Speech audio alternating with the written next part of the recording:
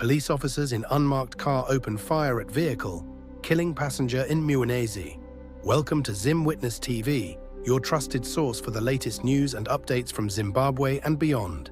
If this is your first time here, please hit the subscribe button and turn on the notification bell so you never miss an update. We bring you the most crucial stories, and today we have some heartbreaking news. Really sad. Please type "Rest in Peace Shadreck" in the comments section to pay your respects. A tragic and shocking incident occurred in Mwenezi, leaving a family devastated and raising serious concerns about police conduct and public safety. What happened? On Tuesday, along the Masvingo-Beitbridge Highway, near Rutenga, a young passenger lost his life when police officers opened fire on a vehicle that allegedly failed to stop. The area where this incident took place is notorious for robberies and hijackings, which might have influenced the driver's decision to flee. The victim, 21-year-old Shadreck Madzor, was seated in the back of a pickup truck when bullets fired by police struck him, leading to his untimely death.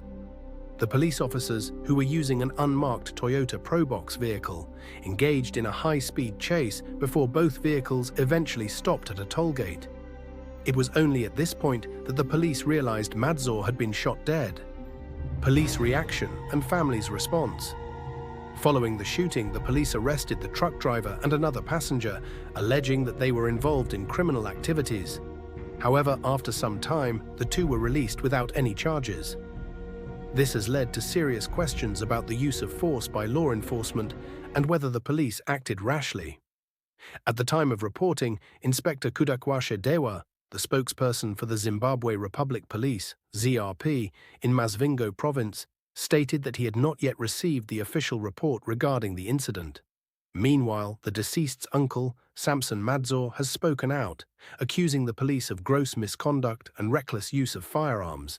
He provided the following statement: "The car, which belongs to me, had a puncture at the detour. After fixing the wheel, the driver and his passengers continued on their journey.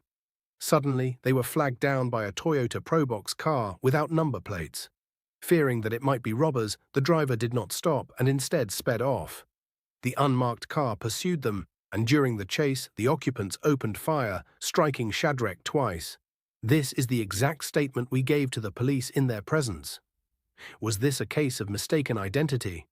Local reports suggest that just a week before this tragic incident, a haulage truck driver was attacked and robbed of cash and valuables in the same area.